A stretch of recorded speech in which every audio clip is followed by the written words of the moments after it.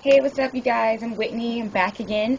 Today I want to talk a little bit about a corporation and how that applies to the word person, and also a little definition or a quick view on the 14th Amendment on that. So I put some information together, and a lot of information I'm getting is I'm just working right here. This is the Constitution of the United States, and the Black's Law Dictionary, the 4th edition, because I like that one. The Black's Law is a lot of terms that were, I believe this is in 1867 is when these terms came out, so a lot of the court cases and stuff refer back to court cases that are in the Black's Law, so you should definitely check that out. Real quick, try not to bore you too quickly, I'm going to go over definition. And these are definitions, again, you can find them on the Black's Law Dictionary, or you can Google them. There's a lot of different types, but I'm mainly focusing on the ones about the person. So, definition, corporation, is an artificial person or legal entity created by or under the authority of laws of the state of a nation, composed, in some rare instances, of a single person or his successors. Okay. It also is which regards in the law as having a personality in existence distinct from that of its several members. And this is from the Dartmouth College versus Woodworth case. So what it's saying is basically that a corporation can be a artificial person as well as entity created by state, nation, or of that entity. Next, an artificial person or a being endowed by the law with the capacity of perpetual succession, consisting either of single individual, which is termed as a corporational soul, or of a collection of several individuals. An intellectual body created by law composed of individuals united under a common name. Now that is saying right there that an artificial person can be a corporation, or it can be as a sole corporation, which is just one, or it can be a group of individuals to make one corporation out of one common name, such as Pepsi, Capital One, examples like that.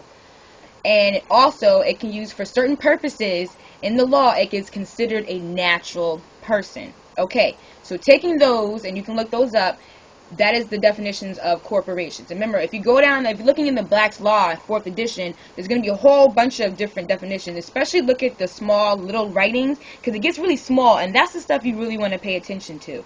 So the definition of a person is, and keep in mind what the definition of a corporation was, persons are two kinds. They're natural and artificial. A natural person is a human being. An artificial person includes a collection or a succession of natural persons forming a corporation, a collection of property to which the law attributes to the capacity of having rights and duties. The latter class of an artificial person is recognized only to a limited extent in the law. Examples are the estate of bankrupt or a deceased person. And this is the Hogan versus Greenfield case.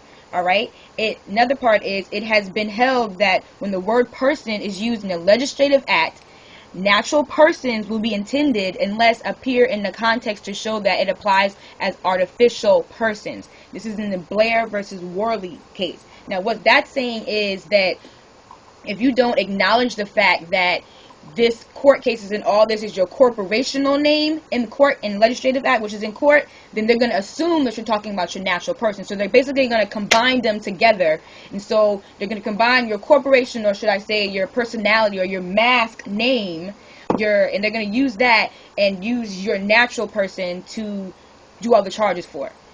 So a little bit on this, I'm going to talk a little bit about the 14th Amendment. And keep in mind, when you read these, look at the writing and the punctuation. It's very meticulous on how they do things and how certain words are capitalized in one spot, and then you look at another spot and it'll be a lowercase word, especially in the word persons and citizens in the United States. Those specifically 3 words are changed throughout the Constitution and the Declaration of Independence, and it makes you think that certain words are before certain names and there's certain capitalizations, meaning that they're actually talking about different people. They're not talking about one person, or else they would just say one word, right? But anyways, I'm going that, and I'll do another video on that one. So what I'm going to talk about is the 14th Amendment right here, and I wrote stuff on it a little bit. And I'm just going to talk about the very beginning of it. It says, all persons born or naturalized in the United States and subject to the jurisdiction therefore of are citizens of the United States and of the state wherein they reside. So I'm just going to stop right there. It doesn't even matter what the rest of it is saying. But that right there, I want you to take a look at it. I don't know if you can see, but it says all persons born. Persons born is in lowercase. And what do you mean all persons born? Like, everybody's born. We're assuming you're born in the United States, right? But it says persons. Now keep in mind, what is a person? Which person exactly are they talking about? Next, we have or naturalized in the United States of America. You see how naturalized is lowercase and United States is capitalized. So they're saying, so either a person born in the United States or you're naturalized in the United States, means you got your paperwork to get in the United States, or you're a person born in the United States. Now, it doesn't say natural person. Now, go back, and I'm going to flip back to, let's see here. I have it pinned up so I can go right to it. Going back to the Article 2, again, Constitution of the United States, it says here, this is going to be Article 2, Section 1, on the second, on like a third paragraph, I believe, it says, now this is no person except a natural born citizen or a citizen of the United States at the time of the adoption of the Constitution shall be eligible to hold the office of the President. Now, I know those are two different subjects, but in the cases, what I'm trying to get at is that you see here how it says capitalized no person, but those both are capitalized. And this is not like it's the beginning of a sentence or anything. Why is that personalized capitalized there, but it's not capitalized down here?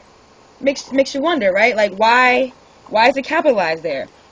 And then all of a sudden, oh no, look what it says here. It says, no person except a natural born citizen. Oh wow, now you're talking about natural born citizen? But why wouldn't the 14th Amendment apply to people who were naturally born citizens? Why does it just say all persons born?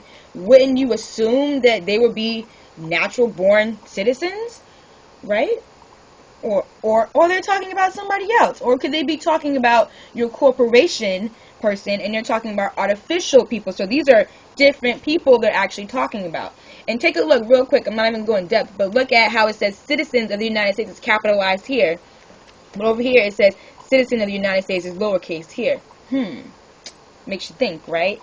I'm believing that being that if you put yourself before the United States, say citizen of the United States, and you're capitalizing it, it's meaning that you're above the United States. You're not putting the United States before you. But if you put United States citizen, then you're giving the authority of the United States and you are Providence. Although the United States is just in the District of Columbia anyway, and we're all rest of it are just states. But we're not going to go into that.